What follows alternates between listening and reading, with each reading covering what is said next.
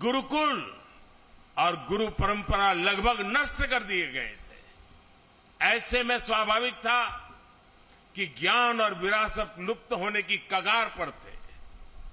हमारे पूज्य ग्रंथ गायब होने लगे थे। जो प्रिंटिंग प्रेस भारत में थे वो महंगी कीमत के कारण सामान्य मानवी की पहुंच से दूर थे।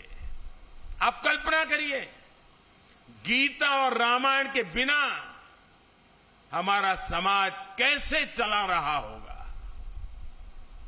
जब मूल्यों और आदर्शों के स्रोत ही सूखने लगे तो समाज का प्रवाह अपने आप थमने लगता है। लेकिन साथियों, हमें एक बात और याद रखनी है। हमारे भारत की अनादि यात्रा में ऐसे कितने ही पड़ाव आए हैं जब हम और ज्यादा परिष्कृत होकर के निकले हैं। कितनी ही बार अधर्म और आतंक बलवान हुआ है, कितनी ही बार सत्य पर संकट के बादल मंडराए हैं, लेकिन तब हमें श्रीमद् भागवत गीता से ही सबसे बड़ा विश्वास मिलता है। यदा यदा ही धर्मस्य ग्लानिर्भवति भारत अभ्युत्थानम अधर्मस्य तदात्मानं सृजाम्यहम्। अर्थात जब जब धर्म की सत्ता पर, सत्य की सत्ता पर संकट आता है, तब तब ईश्वर उसकी रक्षा के लिए प्रकट होते हैं। और गीता का 10वां अध्याय बताता है कि ईश्वर कितनी ही विभूतियों के रूप में सामने आ सकता है। कभी कोई संत आकर समाज को नई दिशा दिखाते हैं, तो कभी गीता प्रेस जैसी संस्थाएं मानवीय मूल्यों और आदर्शों को पुनर्जीवित करने के लिए जन्म लेती है। इसलिए ही 1923 में जब गीता प्रेस ने काम करना शुरू किया तो भारत के लिए भी उसकी चेतना और चिंतन का प्रवाह तेज हो गया। गीता समेत हमारे धर्म ग्रंथ फिर से घर घर गूंजने लगे। मानस फिर से भारत के मानस से हिलमिल गई। इस ग्रंथों से पारिवारिक परंपराएं और नई पीढ़ियां जुड़ने लगी। हमारे पवित्र ग्रंथ आने वाली पीढ़ियों की थाती बनने लगे। साथियों, गीता प्रेस इस बात का भी प्रमाण है कि जब आपके उद्देश्य पवित्र होते हैं, आपके मूल्य पवित्र होते हैं, तो सफलता आपका पर्याय बन जाती है।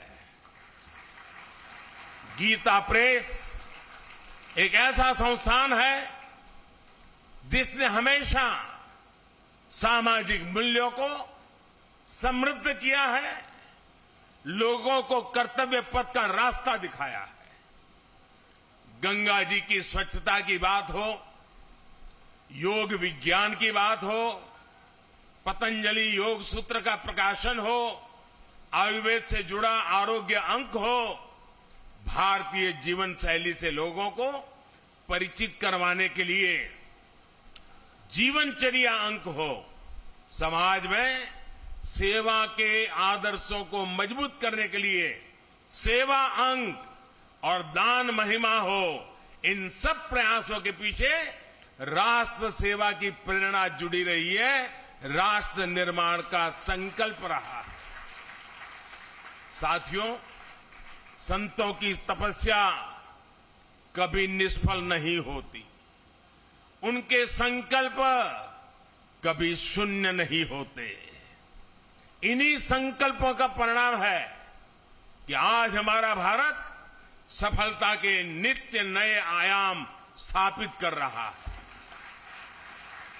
मैंने लाल किले से कहा था, और आपको याद होगा, मैंने लाल किले से कहा था कि ये समय गुलामी की मानसिकता से मुक्त होकर अपनी विरासत पर गर्व करने का समय है। और इसलिए शुरुआत में भी मैंने कहा, आज देश विकास और विरासत दोनों को साथ लेकर चल रहा है। आज एक और भारत डिजिटल टेक्नोलॉजी में नए रिकॉर्ड बना रहा है, तो साथ ही सदियों बाद काशी में विश्वनाथ धाम का दिव्य स्वरूप भी देश के सामने प्रकट हुआ है। आज हम वर्ल्ड क्लास इंफ्रास्ट्रक्चर बना रहे हैं, तो साथ ही केदारनाथ और महाकाल महालोक जैसे तीर्थों की भव्यता के साक्षी भी बन रहे हैं। सदियों बाद अयोध्या में भव्य राम मंदिर का सपना, हमारा सपना पूरा होने जा रहा है। हम आजादी के 75 साल बाद भी अपनी नौसेना के झंडे पर गुलामी के प्रतीक चिन्ह को ढो रहे थे। हम राजधानी दिल्ली में भारतीय संसद के बगल में अंग्रेजी परंपराओं पर चल रहे थे। हमने पूरे आत्मविश्वास के साथ इन्हें बदलने का काम किया है। हमने अपनी धरोहरों को, भारतीय विचारों को वो स्थान दिया है जो उन्हें मिलना चाहिए था।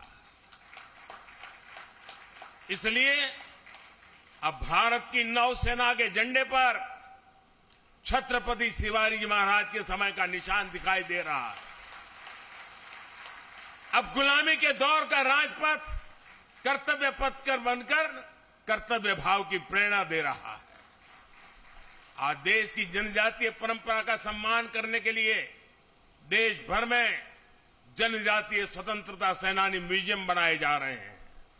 हमारी जो पवित्र प्राचीन मूर्तियां चोरी करके देश के बाहर भेज दी गई थी, वो भी अब वापस हमारे मंदिरों में आ रही है। जिस विकसित और आध्यात्मिक भारत का विचार हमारे मनीषियों ने हमें दिया है, आज हम उसे सार्थक होता हुआ देख रहे हैं। मुझे विश्वास है हमारे संतों, ऋषियों, मुनियों, उनकी आध्यात्मिक साधना भारत के सर्वांगीण विकास को ऐसे ही ऊर्जा देती रहेगी। हम एक नए भारत का निर्माण करेंगे और विश्व कल्याण की अपनी भावना को सफल बनाएंगे।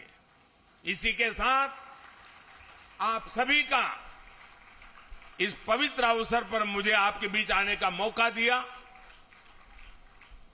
और मुझे भी इस पवित्र कार्य में कुछ पल के लिए क्यों नहीं आपके बीच बिताने का अवसर मिला।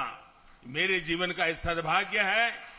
आप सबका मैं फिर से एक बार हृदय से बहुत बहुत धन्यवाद करता हूं, बहुत बहुत शुभकामनाएं देता हूं।